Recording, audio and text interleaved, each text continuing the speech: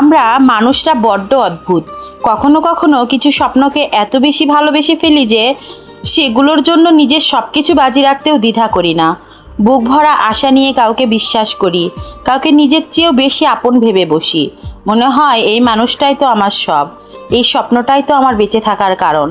কিন্তু জীবন সবসময় আমাদের মনের মতো চলে না। হঠাৎ করে যখন সেই প্রিয় স্বপ্নগুলো কাঁচের মতো ভেঙে চুরমার হয়ে যায়, তখন বুকের ভিতরটা যে কেমন করে খালি হয়ে যায় তা হয়তো কাউকে বুঝিয়ে বলা সম্ভব না। স্বপ্ন ভাঙার সেই তীব্র যন্ত্রণা যখন প্রতিটা মুহূর্তে কুড়ে কুড়ে খায়, তখনই আসে জীবনের সবচেয়ে বড় ঝড়টা। স্বপ্ন যখন যন্ত্রণা দেয়, বাস্তবতা যখন মানুষ চেনায়, তখন খুব নিষ্ঠুরভাবে একটা সত্য চোখের সামনে এসে দাঁড়ায়। স্বপ্ন ভাঙার কষ্টটা হয়তো একসময় সয়ে যায়, কিন্তু যাদের ওপর ভরসা করে বাঁচতে চেয়েছিলাম তাদের বদলে যাওয়া রূপটা কোনোভাবেই মেনে নেওয়া যায় না। সুসময়ে যারা ছায়ার মতো পাশে ছিল, জীবনের একটু কঠিন সময়ে এসে তারাই আজ সবচেয়ে অপরিচিত মানুষ হয়ে গেল।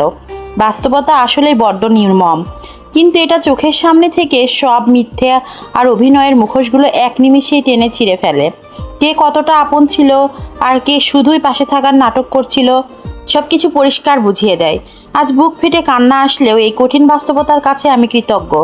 স্বপ্নগুলো যদি এভাবে না ভাঙতো, তবে হয়তো চীনা মানুষগুলোর আড়ালে লুকিয়ে থাকা অচেনা রূপগুলো কোনোদিনই চিনতে পারতাম না। কাউকে ছাড়া বেঁচে থাকা অসম্ভব নয়। মানুষ অভ্যাস করে নেয়, নিজেকে শক্ত করে নেয়, সময়ের সঙ্গে মানিয়ে নেয়।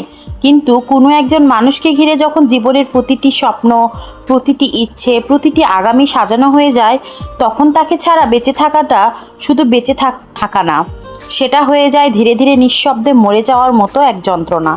কারণ পৃথিবীর সবচেয়ে কঠিন কাজগুলোর একটি হলো সেই মানুষটির অভাব সহ্য করা, যার উপস্থিতিতে একসময় নিজের পুরো পৃথিবী গড়ে উঠেছিল, যার হাসিতে নিজের আনন্দ খুঁজে পাওয়া যেত, যার পাশে থাকলে সব দুঃখ ভুলে থাকা যেত। সেই মানুষটাই যখন আর থাকে না, তখন চারপাশ ভরা থাকলেও ভিতরটা ফাঁকা হয়ে যায়। এই একাকিত্ব শুধু নিঃসঙ্গতা নয়, এটা এক ধরনের জীবন্ত যন্ত্রণা, যা প্রতিটি মুহূর্তে হৃদয়কে ক্ষতবিক্ষত করে দেয়। প্রতিটি স্মৃতি তখন কাঁটার মতো বিঁধে, প্রতিটি জায়গায়, প্রতিটি গান, প্রতিটি মুহূর্ত সেই মানুষটার অভাব আরও গভীর করে তোলে।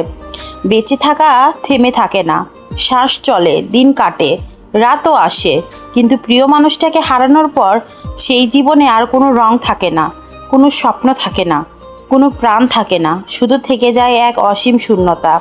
আর সেই শূন্যতার ভিতর হারিয়ে যাওয়া একজন মানুষ।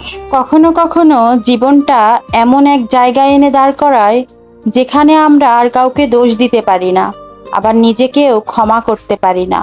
শুধু চুপচাপ ভেঙে পড়তে হয়, আর হাসির আড়ালে নিজের কষ্ট লুকিয়ে রাখতে হয়।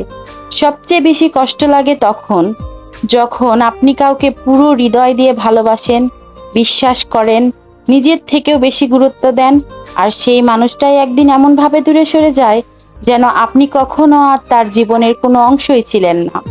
তখন প্রশ্ন থাকে না কেন এমন হলো, শুধু একটা নীরব শূন্যতা থাকে, যেটা ধীরে ধীরে ভেতর থেকে সবকিছু শেষ করে দেয়। মানুষ ভাবে আমি ঠিক আছি, আমি হাসছি মানে আমি ভালো আছি, কিন্তু কেউ জানে না প্রতিটা হাসির পিছনে কতটা ভাঙা